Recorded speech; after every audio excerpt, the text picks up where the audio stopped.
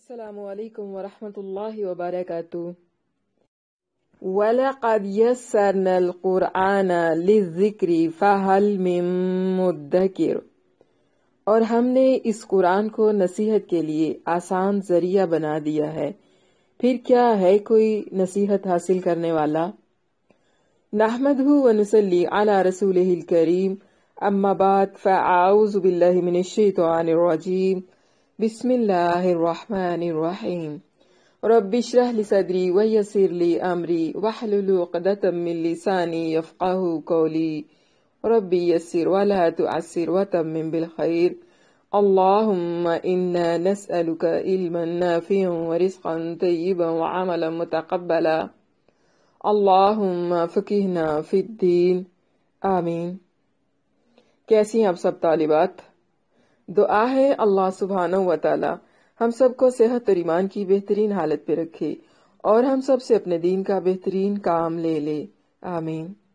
طالبات، الحمدللہ کل ہم نے سورت فلق کی تفسیر کی تھی، آج ہم انشاءاللہ کرنے والے ہیں سورت لاہب کی تفسیر۔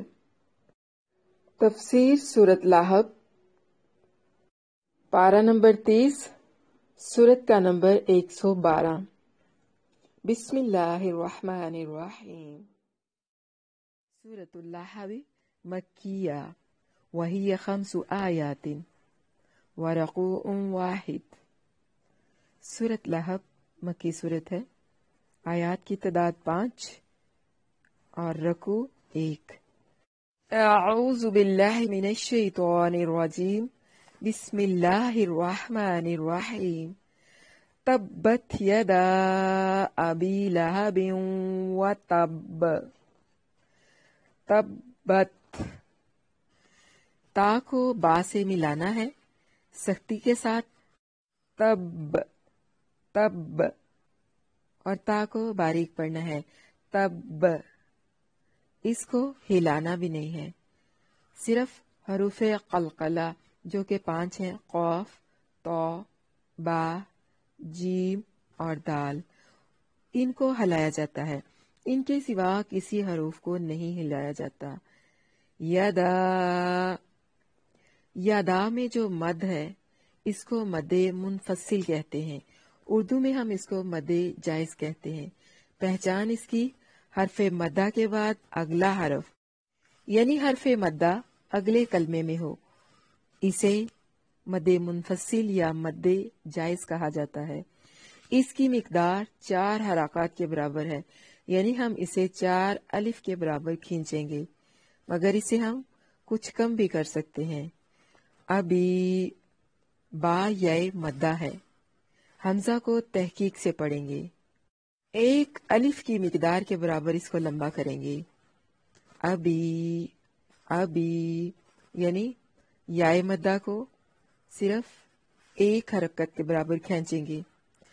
لہبیوں، لہبیوں، یہاں نون تنوین کا ادغام مع الغنہ ہے۔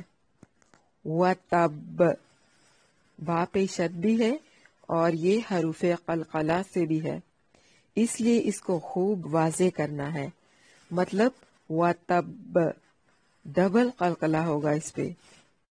ما اغنا عنہ مالہ وما کسب۔ ماں کی میم پہ جو مد ہے اس کو مد منفصل یعنی مد جائز کہتے ہیں۔ اغنا، غین کو موٹا پڑھنا ہے لیکن ہلانا نہیں ہے۔ نون کے اوپر جو الف صغیرہ ہے اس کو کہتے ہیں مد اصلی۔ انہو، اس میں نون ساکن کا اظہار ہے، اخفا یعنی غنہ نہیں کریں گے۔ ما، الف مدہ ہے، لاہو، ہا کے اوپر جو مد ہے اسے کہتے ہیں مد اصلی۔ وما، مد اصلی ہے۔ کسب، اس میں سین کو باریک سیٹی کے ساتھ پڑھیں گے، کسب، کسب، اور با پہ قلقلہ کرنا ہے وقف کی صورت میں. کسب ما اغنى عنه ماله وما كسب سيصلى نارا ذات لهب. سین کو باریک سیٹی کی آواز کے ساتھ ادا کرنا ہے، صاد کو موٹی سیٹی کے ساتھ ادا کرنا ہے لیکن ہلانا نہیں ہے. لام مد اصلی کا متبادل ہے، نا حرف مدہ ہے. را کو موٹا کر کے ادا کرنا ہے. ملانے کی صورت میں باریک اخفا مع الغنہ ہوگا. تا کو باریک پڑھیں گے. لہب لام کو لمبا نہیں کرنا. با پہ وقف کی صورت میں قلقلہ ہوگا. ملانے کی صورت میں ادغام مع الغنہ ہوگا. لہب وم لہب وامرأتہ، یعنی با پہ وقف کی صورت میں قلقلہ ہوگا اور ملانے کی صورت میں ادغام مع الغنہ ہوگا. وامرأتہ میم ساکن کو ہلانا نہیں ہے، را کو موٹا پڑھیں گے. ہا پہ مد اصلی ہے، وقف کی صورت میں ہا کو ساکن کر دیں گے. حمالۃ الحطب ہما میم مشدد پہ اخفا لازمی ہے اور یہ حرف مدہ ہے. حمالۃ تا کو باریک پڑھیں گے، ہلانا نہیں ہے. حطب ہا کو حمز کے ساتھ تا کو خوب موٹا اور با پہ قلقلہ کرنا ہے. فی جیدہا حبل من مسد، فی یائے مدہ ہے، جیدہا جی یائے مدہ ہے، دیہا ہا الف مدہ ہے. حبل مم یہاں نون تنوین کا ادغام مع الغنہ ہے. مم مسد یہاں نون ساکن کا ادغام ہے مع الغنہ. مسد سین کو باریک سیٹی کے ساتھ اور دال کو وقف کی صورت میں قلقلہ کے ساتھ پڑھنا ہوگا. مم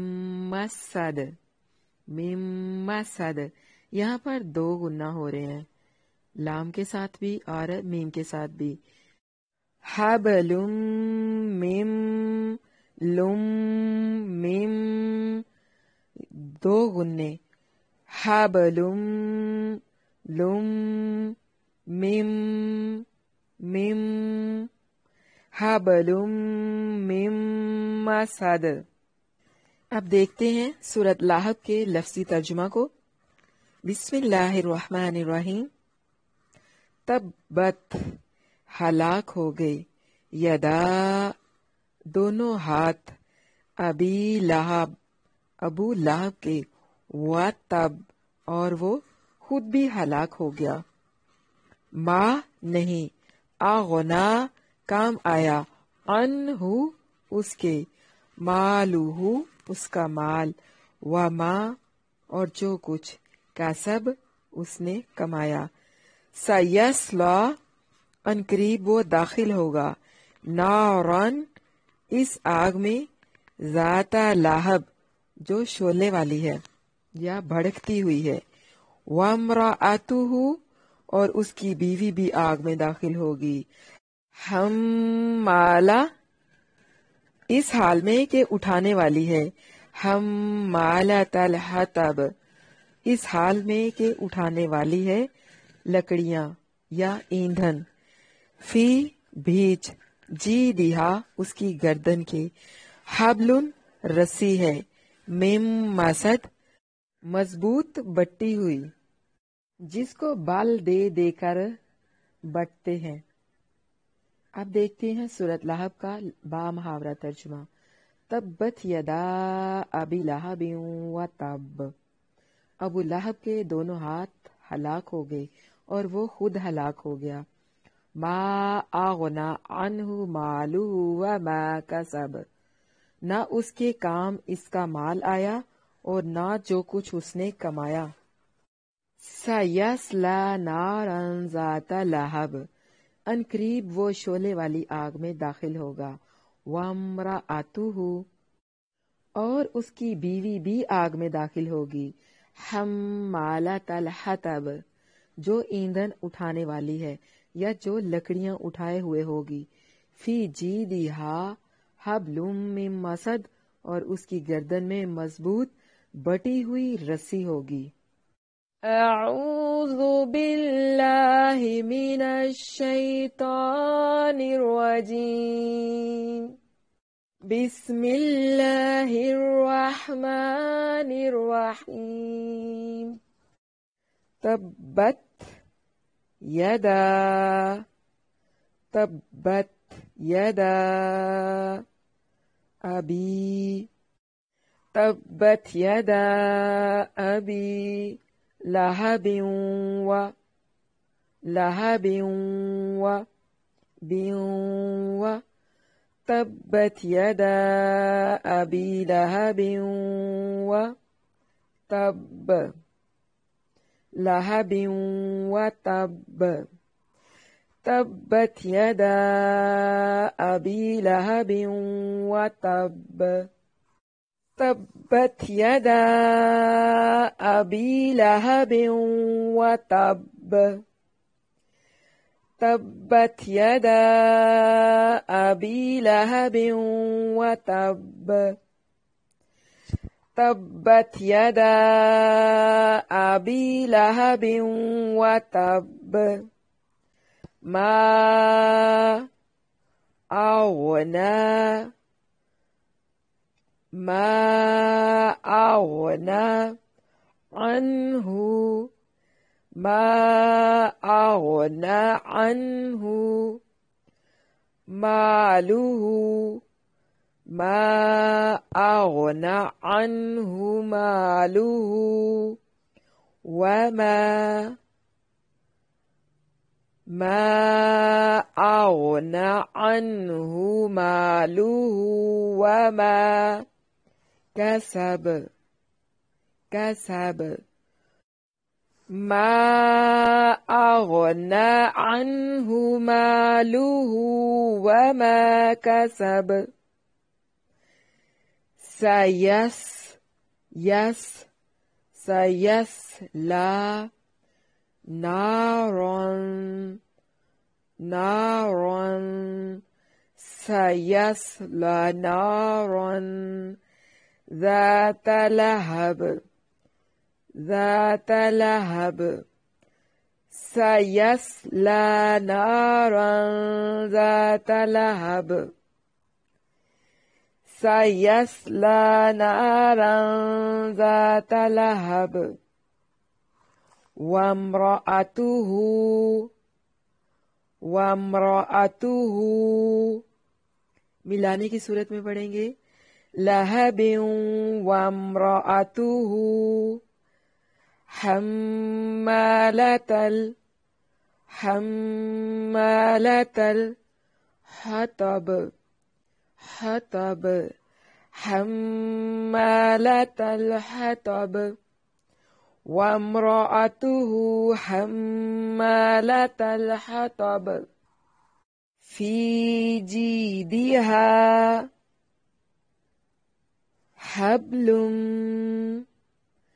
فی جیدہا حبل من مسد، من مسد، مسد،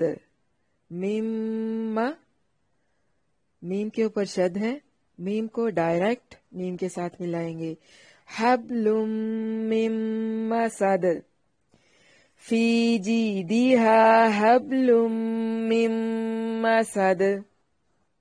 اعوذ باللہ من الشیطان الرجیم، بسم اللہ الرحمن الرحیم۔ تبت یدا ابی لہب و تب، تبت يدا أبي لهب وتب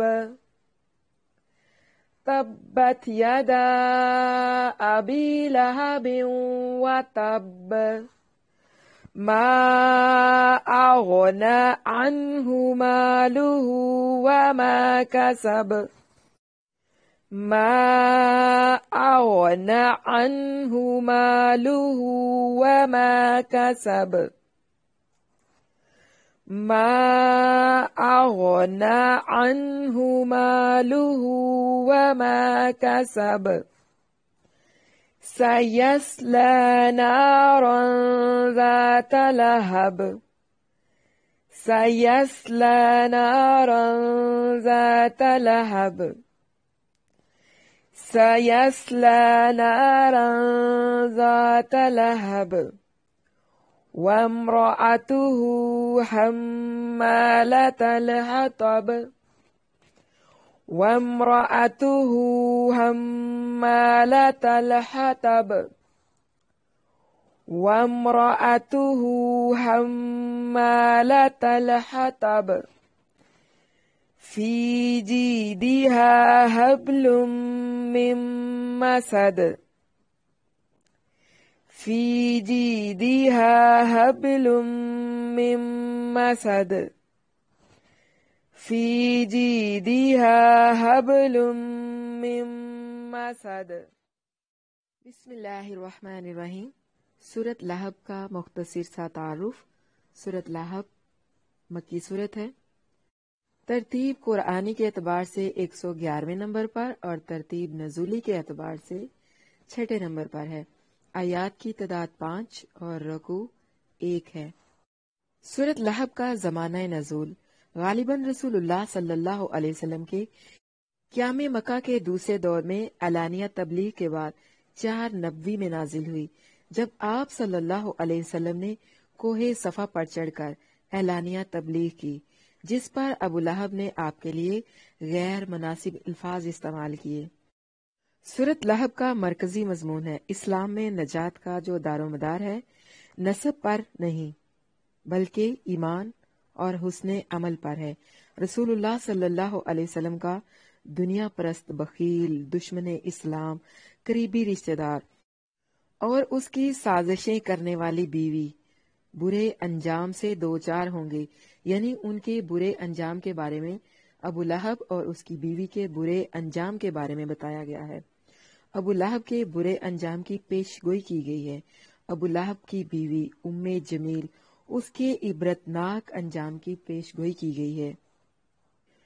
हजरत अब्दुल्ला बिन अब्बास रज़ियल्लाहु अन्हुमा फरमाते हैं कि जब सूरत शुआरा की आयत व अंजिर अशीरतकल अक़रबीन, ए नबी अपने सबसे करीबी खानदान वालों को डरा, ये वाली आयत जब उतरी तो अल्लाह के नबी सल्लल्लाहु अलैहि वसल्लम कोहे सफा पर चढ़े और बुलंद आवाज से पुकार कर आवाज दी, या बनी फहरिन या बनी अदीयिन लियबूतूनी कुरैशिन हत्ता इज्तमाउ फजअल अर्रजुलु इज़ा लम यस्तति अन यखरुजा अरसला रसूलन लियंजुरा मा हुआ फजाअ अबू लहब व कुरैशुन फक़ाल अरअयतकुम लौ अख़बरतुकुम अन्ना खैलन बिलवादी तुरीदु अन तुगीरा अलैकुम अकुंतुम मुसद्दिक़िया क़ालू नअम मा जरबना अलैका इल्ला सिदक़ा क़ाल फ़इन्नी नज़ीरुल लकुम बैना यदी अज़ाबिन शदीद फ़क़ाल अबू लहब तब्बा लक साइरल यौमि अलिहाज़ा जमअतना फ़नज़लत तब्बत यदा अबी लहब व तब मा अग़ना अन्हु मालुहु व मा कसब। बुखारी शरीफ की यह हदीस है, किताब तफसीर व अंजिर अशीरतकल अक़रबीन। हदीस का नंबर है 4770। ए बनी फहर, ए बनी अदी और कुरैश के कबीलों के नाम ले लेकर पुकारा, यहाँ तक कि वो सब वहां पे जमा हो गए। कोई आदमी ऐसा जो खुद ना आ सका तो उसने अपनी जगह पर किसी और को भेज दिया ताकि देखे कि क्या बात है। ابو لہب اور قریش کے دوسرے لوگ آ گئے تو آپ صلی اللہ علیہ وسلم نے فرمایا، یہ بتاؤ کہ اگر میں تمہیں اطلاع دوں کہ وادی میں ایک لشکر تم پر حملہ کرنا چاہتا ہے تو کیا تم مجھے سچا سمجھو گے؟ انہوں نے کہا، ہاں، ہم نے آپ سے سچ کے علاوہ کبھی کوئی اور تجربہ نہیں کیا، یعنی آپ کو ہمیشہ سچا ہی پایا ہے۔ آپ صلی اللہ علیہ وسلم نے فرمایا، تو پھر میں تمہیں ایک سخت عذاب سے پہلے ڈرانے والا ہوں۔ ابو لہب کہنے لگا، سارا دن تیرے لیے ہلاکت ہو، تو نے ہمیں اسی لیے یہاں پہ جمع کیا ہے۔ تو اس وقت یہ سورت اتری، تبت یدا ابی لہب وتب ما اغنی عنہ مالہ وما کسب۔ ابو لہب کے دونوں ہاتھ ہلاک ہو گئے اور وہ خود ہلاک ہو گیا، نہ اس کے کام اس کا مال آیا اور نہ جو کچھ اس نے کمایا تھا۔ تبت یدا ابی لہب وتب۔ ابو لہب رسول اللہ صلی اللہ علیہ وسلم کے چچا کا نام تھا، نام تو ان کا عبد العزیٰ بن عبد المطلب تھا۔ لہب کہتے ہیں آگ کے شعلے کو، ابی لہب شعلے کا باپ یا شعلے والا۔ رخساروں کی خوبصورتی، مطلب ان کے رخسار جو تھے وہ بہت خوبصورت تھے، سرخ و سفید، اور ان کی سرخی کی وجہ سے، یا پھر یہ کہ ان کی جو طبیعت تھی، ان کی طبیعت کے اندر بہت زیادہ جوش اور تیزی تھی۔ تو کہا جاتا ہے کہ رخساروں کی خوبصورتی اور سرخی کی وجہ سے، یا پھر طبیعت کی تیزی اور جوش کی وجہ سے ابو لہب کے نام سے مشہور ہو گیا۔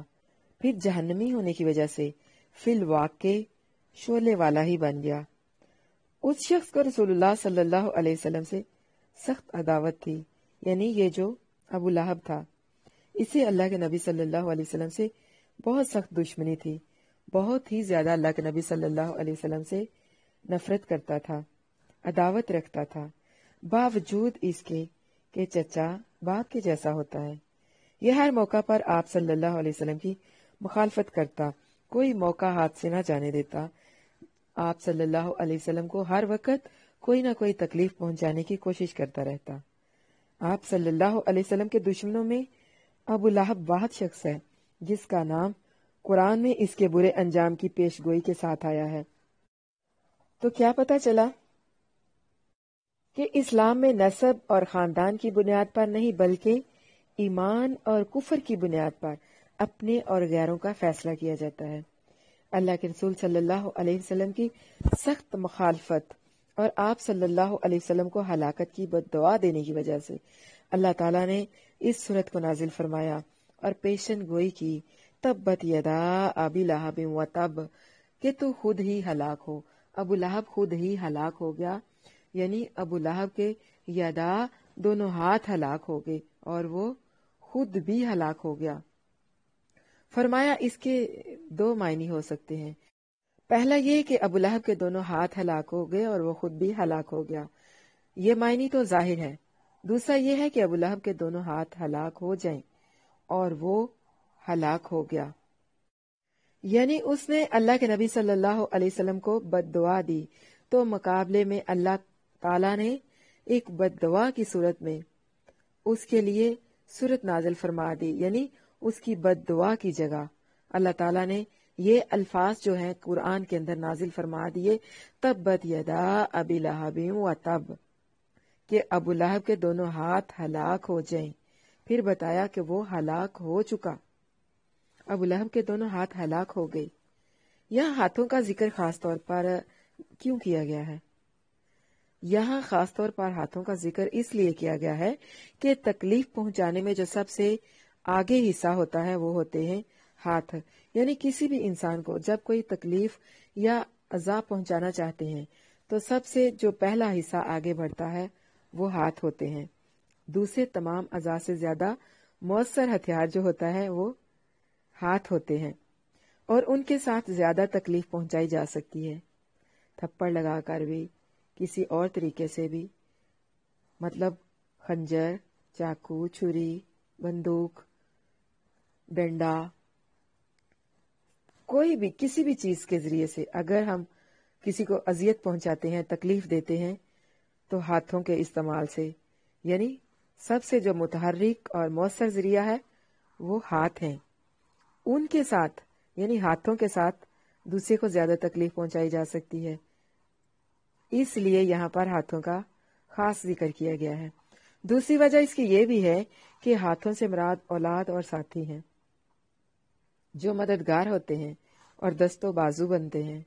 کہتے ہیں نا بھائی بھائیوں کے بازو ہوتے ہیں، اولاد ماں باپ کا بازو ہوتی ہے، ماں باپ کا ساتھی ہوتا ہے۔ تو اسی طرح ساتھی، مددگار اور دست و بازو اللہ تعالیٰ کے فرمان کے مطابق ایسا ہی ہوا۔ اس کے ساتھ، اس کے مددگار، اس کے دوست، اس کے ساتھی، اس کے دست بازو بننے والے سب کے سب جنگ بدر میں برباد ہو گئے۔ وہ خود جنگ میں نہیں گیا تھا، جب شکست کی خبر آئی تو اسی صدمے سے مر گیا، ہلاک ہو گیا۔ تبت یدا ابی لہب وتب، میرے نبی کی شان میں گستاخی کرنے والوں کے لیے اللہ تعالیٰ نے قرآن کے اندر اس طرح سے الفاظ نازل فرما دیے کہ تو نے میرے نبی کو بد دعا دی، تیرے دونوں ہاتھ ہلاک ہو گئے اور تو خود ہلاک ہو گیا۔ یعنی ابو لہب نے اللہ کے نبی صلی اللہ علیہ وسلم کو بد دعا دی، تو اللہ تعالیٰ نے بد دعا کے طور پر یہ الفاظ قرآن کے اندر نازل فرمائے کہ ابو لہب ہلاک ہو گیا اور اس کے دونوں ہاتھ ہلاک ہو گئے، یعنی وہ خود بھی ہلاک ہو گیا اور اس کے دوست، ساتھی، مددگار جو بھی اس کا دست و بازو بنتے تھے سب کے سب ہلاک ہو گئے۔ ایک چھوٹی سی بد دعا ہم بھی کرتے ہیں، آمین کہیے گا۔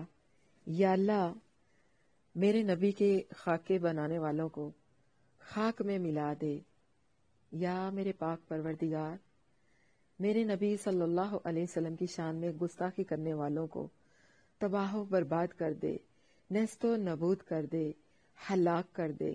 ابو لہب کی طرح میرے نبی کے خاکے بنانے والوں کو یا اللہ خاک میں ملا دے، تباہ و برباد کر دے، نیست و نابود ہلاک کر دے، نام و نشان مٹا دے ان کا، انہیں باعث عبرت بنا دے۔ یا اللہ، جس نے میرے نبی کی شان میں گستاخی کی ہے، جنہوں نے میرے نبی صلی اللہ علیہ وسلم کی بے حرمتی کی ہے، خاکے بنائے ہیں، یا اللہ ان سب کو تباہ و برباد کر دے، عبرت کا نشان بنا دے، نیست و نابود کر دے، ان کو ہلاک کر دے، اللہ ان کو خاک میں ملا دے۔ آمین ثم آمین یا رب العالمین۔ تو کوئی سا بھی دور ہو، چاہے پہلا ہو یا آج کا دور ہو، میرے نبی کی شان میں گستاخی کرنے والوں کا انجام ہلاکت اور تباہی ہی ہوگا۔ ما اغنا عنہ مالہ وما کسب، نہ اس کے کام اس کا مال آیا اور نہ وہ کچھ جو اس نے کمایا تھا۔ یعنی اس کا مال، اس کی آل، اس کی اولاد، کوئی بھی اس کے کام نہ آیا۔ کمائی سے مراد مال و دولت بھی ہوتا ہے اور بیٹے بھی ہوتے ہیں۔ اس کے علاوہ اس نے اپنے خیال میں جو اعمال نیکی سمجھ کر کیے تھے وہ سب کے سب برباد ہو گئے، اس کے کسی کام نہ آئے۔ صحیح بخاری کی حدیث ہے، کتاب النکاح، حدیث کا نمبر ہے 5101۔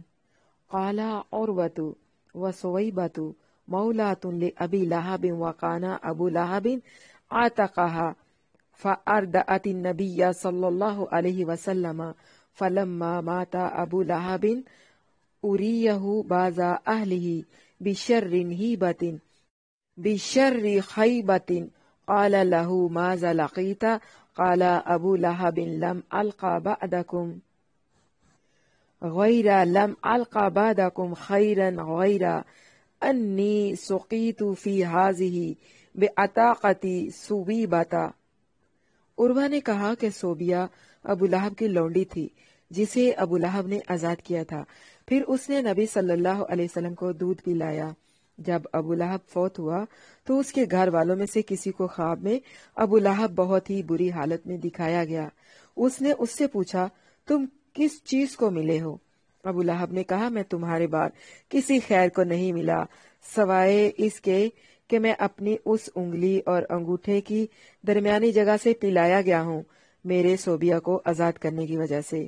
فتح الباری میں ہے کہ سہیلی نے ذکر کیا کہ عباس رضی اللہ عنہ نے فرمایا، جب ابو لہب فوت ہوا تو میں نے اسے 1 سال بعد خواب میں بہت ہی بری حالت میں دیکھا، تو اس نے کہا میں تمہارے بعد کسی بھی قسم کے سکون کو راحت کو نہیں ملا مگر اتنا ہے کہ ہر سوموار کو میرا عذاب ہلکا کر دیا جاتا ہے۔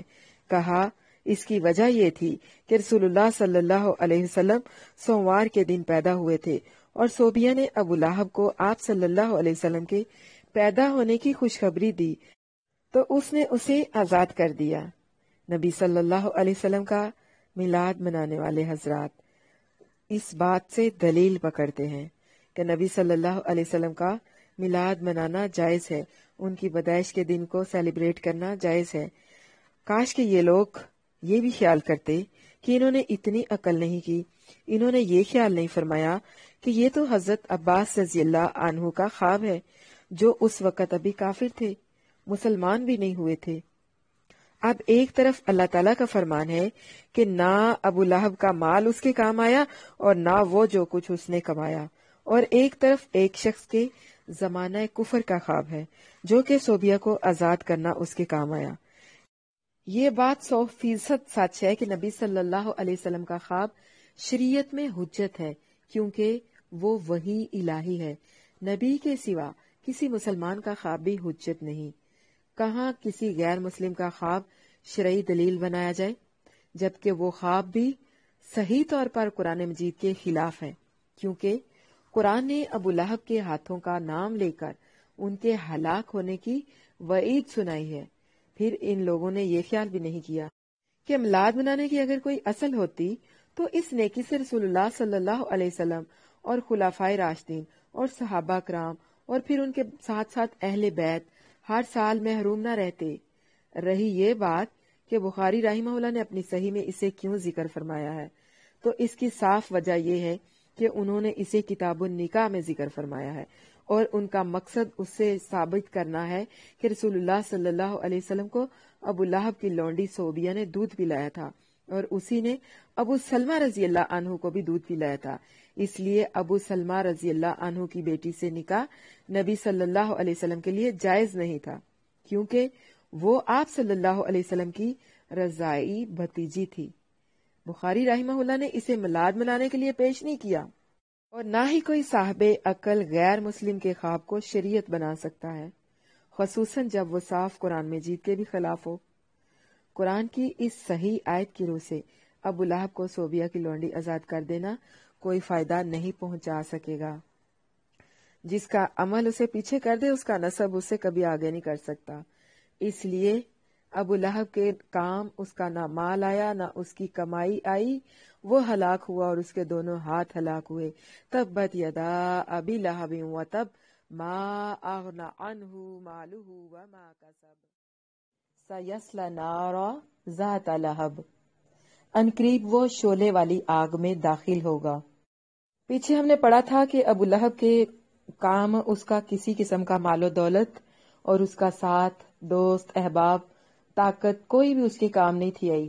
اللہ تعالیٰ نے اس کا ہر عمل ضائع کر دیا، اس کے ہر رشتے کو، اس کے ہر تعلق کو جو اس کو قوت دیتا تھا ہلاک کر دیا۔ اس تعلق کے اندر اس کے بچے ہیں کہ دیکھیے اس کے بچوں تک نے اس کو چھوڑ دیا تھا۔ ابو لہب اور اس کی بیوی دونوں ہی شعلے مارتی ہوئی آگ میں داخل ہوں گے۔ میں نے آپ کو کل بھی بتایا تھا نا کہ ابو لہب کی بیوی کا نام ام جمیل عروہ بنت حرب بن امیہ تھا۔ یہ قریش میں سب سے اونچے نسب والی عورت تھی۔ ابو سفیان بن حرب رضی اللہ عنہ کی بہن اور معاویہ رضی اللہ عنہ کی پھوپھی تھی اور اپنے خاندان کی طرح رسول اللہ صلی اللہ علیہ وسلم سے سخت عداوت رکھتی تھی۔ جس طرح اس کا شوہر اللہ کے نبی صلی اللہ علیہ وسلم سے عداوت رکھتا تھا، ابو لہب اسی طرح ام جمیل بھی اللہ کے نبی صلی اللہ علیہ وسلم سے ہر درجہ کی عداوت رکھتی تھی۔ انجام دونوں کا برا ہوا، ابو لہب کا بھی اور اس کی بیوی کا بھی، یعنی دونوں جہنم کی آگ میں جائیں گے۔ ابو لہب ایک انتہائی درجے کا بخیل، کنجوس اور مال کی ہوس رکھنے والا آدمی تھا۔ اسی وجہ سے وہ جنگ بدر میں پیچھے رہ گیا تھا، کیونکہ مال کی ہوس نے اس کو بزدل بنا دیا تھا اور وہ ہیلے بہانے سے جنگ بدر سے پیچھے رہ گیا۔ جب جنگ بدر میں اس کو مسلمانوں کی فتح اور قریشیوں کی بدترین شکست کے بارے میں پتا چلا تو بہت ہی زیادہ پریشان ہو گیا۔ اتنا اس نے اس بات کو لے لیا اپنے دل پہ اس بات کا اتنا غم اس نے لگایا کہ بیمار ہو گیا. 7 دن تک وہ اس بیماری میں مبتلا رہا. پھر اس کو چیچک کے جو دانے تھے وہ نکل آئے، یعنی اس کی بیماری نے چیچک کی شکل اختیار کر لی تھی، اور پھر اس کی ساری عمر کی کمائی جو تھی وہ بھی برباد ہو گئی. اب دیکھیے اس کو اپنی موت کا بھی یقین ہو چکا تھا، جس طرح کہ میں نے پہلے بھی آپ کو وضاحت کی تھی کہ یہاں پہ کمائی سے مراد اس کا مال و دولت اور اس کی آل اولاد ہیں، یعنی اس کے بچے. اس کے بچوں نے اس کو اچھوت سمجھ کر اس کا ساتھ چھوڑ دیا، اس کو الگ کر دیا، اس کے ساتھ کھانا پینا اٹھنا بیٹھنا چھوڑ دیا، اور وہ انتہائی بے بسی کی موت مرا تھا. مرنے کے بعد بھی اس کی اولاد اس کے کام نہیں تھی آئی، مطلب اس کے بچے مرنے کے بعد بھی اس کے پاس نہیں تھے گئے، بلکہ انہوں نے کسی حبشی کو کچھ پیسے دیے کہ جاؤ اور اس کی لاش کو، جو کہ باہر ہی پڑی ہوئی سڑ رہی تھی، اس کو کسی گھڑے میں دھکیل کر اس کے اوپر مٹی ڈال دی جائے. تو ہم کہہ سکتے ہیں کہ اس کی ماں کا سب جو کچھ بھی اس نے کمایا، یعنی نہ تو اس کا پیسہ اس کے کام آیا اور نہ ہی اس کے بچے اس کے کام آئے. کہتے ہیں نا کہ بچے جو ہوتے ہیں وہ والدین کا سہارا ہوتے ہیں، لیکن یہ سہارا بھی اس کے کسی کام نہ آیا. حمالۃ الحطب، یعنی اس کی بیوی جو ہے ایندھن اٹھائے ہوئے آگ میں داخل ہوگی. اب دیکھیے اس کے بہت سارے مختلف قسم کے معنی بیان کیے گئے ہیں. ایک تو یہ کہ وہ گناہوں کا بوجھ اٹھائے ہوئے جہنم میں داخل ہوگی. دوسرا یہ کہ وہ جہنم کو بھڑکانے کے لیے ایندھن ہے. دوسرا یہ کہ وہ لوگوں میں رسول اللہ صلی اللہ علیہ وسلم کے خلاف عداوت کی آگ بھڑکاتی رہتی تھی. اور تیسرا یہ کہ وہ اپنی پیٹھ پر ایندھن لاد کر، یعنی کانٹے دار جھاڑیاں وہ اپنی پیٹھ پر لاد کر لایا کرتی تھی اور اللہ کے نبی صلی اللہ علیہ وسلم کے گھر کے دروازے کے آگے ڈال دیتی تھی، تاکہ جب آپ صبح بیت اللہ جانے کے لیے نکلیں تو آپ کے پاؤں جو ہیں وہ کانٹا چبھنے سے زخمی ہو جائیں اور آپ کے بال بچے جو ہیں وہ بھی زخمی ہو جائیں. انتہائی بدتمیز، بد زبان اور جاہل عورت تھی، فتنہ پرور اور انتہائی فسادی تھی. جب سورت لہب نازل ہوئی تھی نا تو اس وقت اس نے مٹھی بھر کر کنکریاں لی اور بیت اللہ کی طرف چلی گئی. مقصد اس کا یہ تھا کہ جا کے کہنے لگی کہ یہ جو سورت لہب ہے اس کے اندر ہماری جو بے عزتی اور انسلٹ کی گئی ہے، ہماری ہجو کی گئی ہے، اس کا میں جواب دوں گی. بیت اللہ کو کنکریاں مار کر میں اپنے دل کی آگ کو ٹھنڈا کروں گی، یعنی میں اپنے انتقام کی آگ کو بیت اللہ کو کنکریاں مار کر ٹھنڈا کروں گی. آپ دیکھیے کہ اتفاق کیسا تھا کہ اللہ کے رسول صلی اللہ علیہ وسلم اس وقت وہاں پہ اسے نظر ہی نہیں تھے آئے. حضرت ابوبکر صدیق رضی اللہ عنہ سے ملی تو کہنے لگی کدھر ہے تمہارا ساتھی، وہ ہماری ہجو کرتا ہے. حضرت ابوبکر صدیق رضی اللہ عنہ کہنے لگے کہ میرے ساتھی نے تو تمہاری کوئی ہجو نہیں کی، یعنی تمہاری کوئی ذلت کوئی بے عزتی کچھ نہیں کیا تمہارے ساتھ تو جو بھی کیا ہے اللہ تعالیٰ نے کیا ہے. میرے ساتھی نے تو تمہارے ساتھ کچھ برا نہیں کیا، تمہارے ساتھ جتنا بھی برا ہوا ہے تمہارے اپنے کرتوتوں کے باعث اللہ تعالیٰ نے خود تمہارے ساتھ کیا ہے. جب اللہ کے نبی صلی اللہ علیہ وسلم نے انہیں دین کی دعوت دی تھی نا، جمع کیا تھا سب کو، تو یہ جو ابو لہب ہے یہ ایک دم سے بڑک اٹھا تھا، کہنے لگا تبا لکا سائر الیوم علی ھذا جمعتنا. یہ بخاری شریف کی حدیث ہے کہ سارا دن تم پر ہلاکت ہو، کیا تو نے ہمیں یہاں اسی لیے جمع کیا تھا. آپ دیکھیں ابو لہب نے بدتمیزی کی، اللہ تعالیٰ نے یہ صورت اتار دی اور کہا کہ تبت یدا ابی لہب و تب، کہ ابو لہب ہی ہلاک ہوا اور اس کے دونوں ہاتھ ہلاک ہوئے. یعنی اللہ تعالیٰ ان سے اس قدر ناراض ہوا کہ خفگی اور ناراضگی کے اظہار کے لیے اللہ تعالیٰ نے صورت میں ان کی ہلاکت کی خبر جو تھی وہ نازل کر دی. یہ بد دعا کے الفاظ ہیں. کسی بھی زبان میں ہم کسی کو بد دعا اگر کرنا چاہیں تو اس طرح کے الفاظ جو ہیں وہ استعمال کیے جا سکتے ہیں. یعنی کہ میرے ساتھی نے تمہارے ساتھ کچھ نہیں کیا، اس نے تمہیں کچھ نہیں کہا، تمہارے کرتوت ہی تمہاری اس ذلت کی وجہ بنے ہیں. یعنی جب حضرت ابوبکر صدیق رضی اللہ عنہ نے اسے اس طرح کہا تو وہ یہ بات سن کر واپس چلی گئی. فی جیدہا حبل من مسد، جیدن گردن، یعنی لمبی خوبصورت گردن، ہرن کی طرح پتلی اور لمبی سی گردن، جس کو کہتے ہیں نا سراہی دار گردن، لمبی گردن. اس کی گردن میں ایک سونے کا ہار ہوا کرتا تھا اور وہ لوگوں سے برملا کہتی تھی کہ میں اس ہار کو بیچ کر اللہ کے نبی صلی اللہ علیہ وسلم کی مخالفت میں ان کی دشمنی کے کاموں میں لگاؤں گی۔ اب دیکھیے کہ اللہ نے کیا کیا اس کے ساتھ۔ جو اللہ کے نبی صلی اللہ علیہ وسلم کے ساتھ دشمنی کر رہے تھے، دشمنی کرنا چاہتی تھی، خود اللہ تعالیٰ نے اس کی موت کا کیسا انتظام کر دیا۔ اللہ تعالیٰ نے نہ صرف یہ کہ ان کی ہلاکت کی خبر سورت کے اندر نازل کر دی ان کا نام لے کر، بلکہ ان کی موت کا سچ مچ انتظام بھی کر دیا۔ اللہ کا کرنا اس طرح سے ہوا کہ جس چھال کی رسی تھی، مطلب اس کے بارے میں کچھ تو کہتے ہیں کہ کھجور کی چھال کی رسی تھی، کچھ کہتے ہیں گوگل کے درخت کی، یعنی گوگل بھی ایک درخت ہے، اور کچھ کا کہنا ہے کہ مونج کی چبھنے والی موٹی رسی تھی، یعنی بعض کا کہنا ہے کہ مسد کھجور کی چھال کی رسی یا پھر گوگل کے درخت کی چھال کی بنی ہوئی رسی کو کہتے ہیں، جو کہ موٹی اور بٹی ہوئی ہوتی ہے، یعنی خوب موٹی اور بٹی ہوئی رسی۔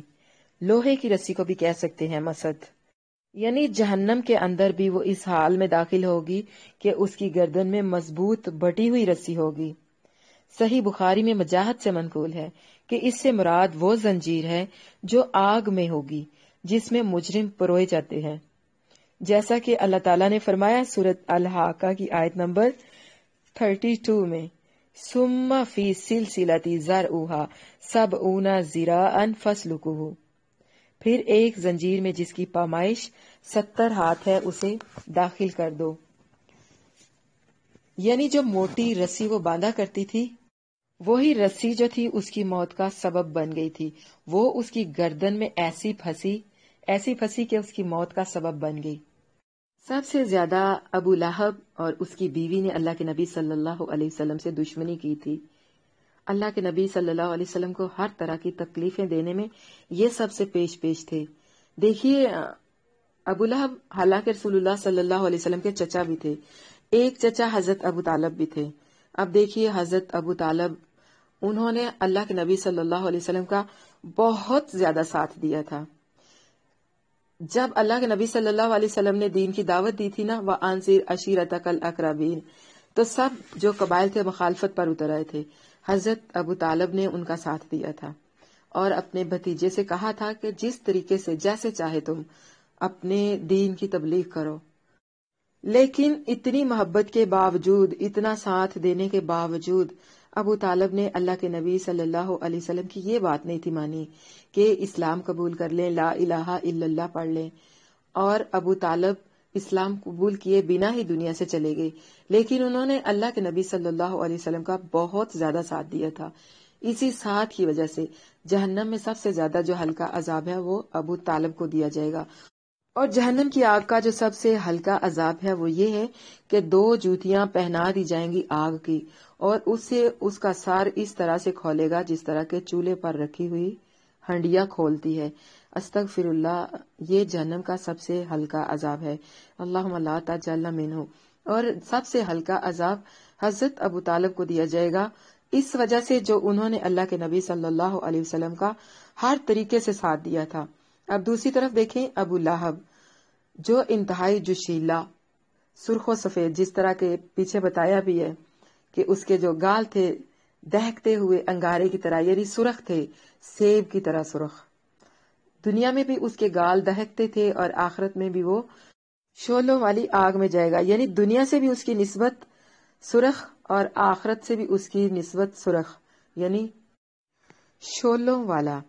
اب دیکھیے کہ ابو لہب بھی اللہ کے نبی صلی اللہ علیہ وسلم کے چچا تھے۔ عرب میں تو یہ رواج تھا کہ جو چچا ہوتا ہے وہ باپ کے قائم مقام ہوتا ہے۔ اب بھی لوگ سمجھتے ہیں، لیکن اب اتنی ویلیو نہیں دی جاتی جتنی زمانہ جاہلیت میں دی جاتی تھی۔ مطلب چچا باپ کے قائم مقام ہوتا ہے، تو باپ کے قائم مقام ہونے کی حیثیت سے ابو لہب کو چاہیے تھا کہ وہ اپنے بھتیجے کا ساتھ دیتے، ہر مشکل میں، ہر تکلیف میں اس کے کام آنے کی کوشش کرتے، جس طرح کے حضرت ابو طالب نے کیا۔ لیکن ابو لہب نے اس کے بالکل برعکس کیا۔ اللہ تعالیٰ کے نبی صلی اللہ علیہ وسلم کو ہر طرح کی تکلیفیں پہنچاتا، بد دعائیں دیتا۔ جس طرح کے بد دعا دی تو اس بد دعا کے نتیجے میں اللہ تعالیٰ نے ان کی ہلاکت کی خبر تبت یدا ابی لہب وتب یہ کہہ کر سورۃ لہب کے اندر نازل کر دی، ان کی موت کی خبر، ان کی ہلاکت کی خبر۔ شعیب ابی طالب میں محصور ہوئے تو اس وقت بھی ابو لہب نے اپنے قبیلے کا ساتھ دینے کی بجائے دوسروں کا ساتھ دیا، اللہ کے نبی صلی اللہ علیہ وسلم کا ساتھ نہیں تھا دیا۔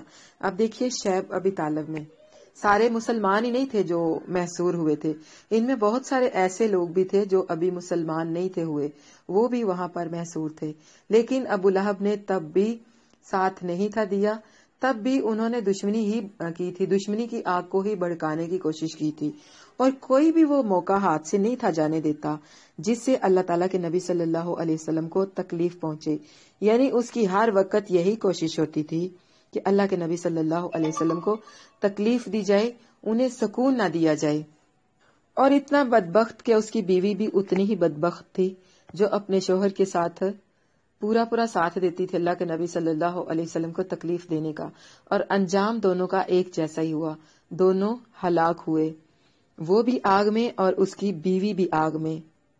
وہ جو لکڑیاں اٹھا کر لایا کرتی تھی اللہ کے نبی صلی اللہ علیہ وسلم کو تکلیف دینے کے لیے، وہی لکڑیاں باندھنے والی وہ رسی اس کی موت کا بھی سبب بنی، اور وہی رسی قیامت کے روز اس کی گردن میں ہوگی، یعنی وہ اس حال میں آگ میں داخل ہونے والی ہوگی کہ اس کی گردن میں مضبوط بٹی ہوئی گوگل کی چھال کی یا کھجور کی چھال کی یا پھر مونج کی چھال کی رسی ہوگی۔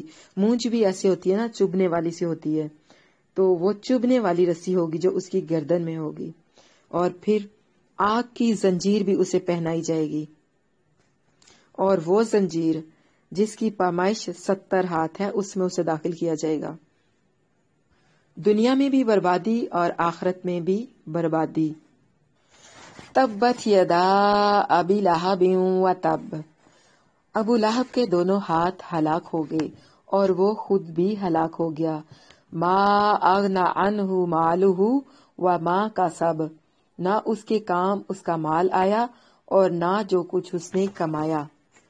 سیصلی نارا ذات لہب، عنقریب وہ شعلے والی آگ میں داخل ہوگا۔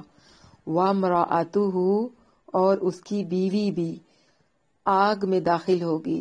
حمالۃ الحطب، جو ایندھن اٹھانے والی ہے۔ فی جیدہا حبل من مسد، اس کی گردن میں مضبوط بٹی ہوئی رسی ہوگی۔ وامرأتہ حمالۃ الحطب فی جیدہا حبل من مسد، اس کی بیوی بھی آگ میں داخل ہوگی جو ایندھن اٹھانے والی ہے اور اس کی گردن میں مضبوط بٹی ہوئی رسی ہوگی۔ طالبات، آج کے سبق میں ہمارے لیے کچھ عمل کے نقطے بھی ہیں، نوٹ کر لیجئے۔ ہمارے لیے اس میں عمل کا نقطہ کیا ہے؟ اپنی مال اور اولاد پہ فخر نہیں کرنا، اللہ کے نبی صلی اللہ علیہ وسلم کی شان میں گستاخی نہیں کرنی، اللہ کے نبی صلی اللہ علیہ وسلم کی پیروی کرنی ہے، حق کی پیروی کرنی ہے اور باطل کو مٹانا ہے۔ بے شک باطل جو ہے وہ مٹنے کے لیے ہوتا ہے۔ ہر حال میں اللہ تعالیٰ کے حکم کی پیروی کرنے کی کوشش کرنی ہے، اللہ کے نبی صلی اللہ علیہ وسلم کی اتباع کرنی ہے، اپنے مال اور اولاد پہ کبھی فخر نہیں کرنا، اللہ تعالیٰ کے حکم کی نافرمانی نہیں کرنی، اور اللہ کے نبی صلی اللہ علیہ وسلم کی کبھی بھی بے حرمتی نہیں کرنی۔ اللہ کے نبی صلی اللہ علیہ وسلم کو اپنے سے زیادہ، اپنے والدین سے زیادہ، اپنے مال و دولت، اپنی آل اولاد سے زیادہ، غرض کے ہر چیز سے زیادہ محبت کرنی ہے اور ان کی اتباع کرنی ہے۔ سبحان ربک رب العزت عما یصفون والسلام علی المرسلین والحمد للہ رب العالمین۔ رب اغفر وارحم وانت خیر الراحمین، آمین ثم آمین یا رب العالمین۔ الحمدللہ ہماری جو سورۃ لہب ہے وہ کمپلیٹ ہو گئی ہے۔ اب آپ لوگوں کو سوالات کے لیے ٹائم دیا جاتا ہے۔ آج کا جو سبق پڑھا ہے اس کو لے کر آپ نے جو سوال کرنے ہیں، جو پوچھنا ہے، آپ پوچھ سکتی ہیں۔ تو جی شروع کیجیے۔ آپ نے دعا نمبر 4 لکھوایا تھا نا، اس میں ترجمہ تھا نا، اے اللہ میں کفر اور فقر سے تیری پناہ مانگتی ہوں۔ تو آج میں نوٹس بنا رہی تھی نا، تو کفر میں تو سمجھ میں آتا، فقر کا مطلب کیا ہوتا وہ بتا دیجیے نا۔ اردو فقر کا مطلب، سمجھ میں نہیں آیا۔ فقر کا مطلب غریبی، محتاجی، فقیری، غربت، ساری چیزیں آ جاتی ہیں اس میں۔ اچھا ٹھیک ہے، جزاک اللہ خیرا۔ مزید کسی نے کچھ پوچھنا ہے؟ آپ طہارت کے بارے میں پوچھنا تھا، ایک کوشچن تھا جی کیا کوشچن تھا؟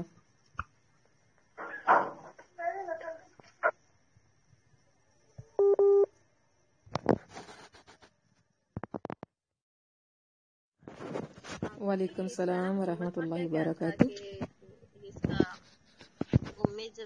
اور رسی وہ لے کے جایا کرتی تھی نا، جس کے ساتھ ایندھن باندھ کے لے کے جاتی تھی، ایک دن وہی رسی اس کی گردن میں پھنس گئی تھی اور وہ ایسی پھنسی تھی کہ وہ نکلتی نہیں تھی، اسی سے اس کی موت واقع ہوئی تھی۔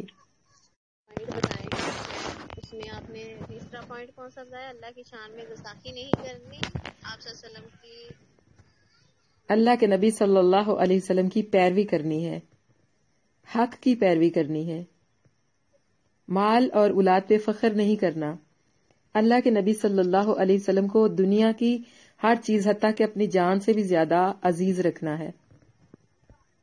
مزید کون سی؟ جی ایک ایک الفاظ کو آپ بتا دیتی ہیں۔ جی ماریا آپ نے کیا؟ اصبحنا على فطرة الإسلام، اصبحنا على فطرة الإسلام، اصبحنا على فطرة الإسلام، اصبحنا على فطرة الإسلام،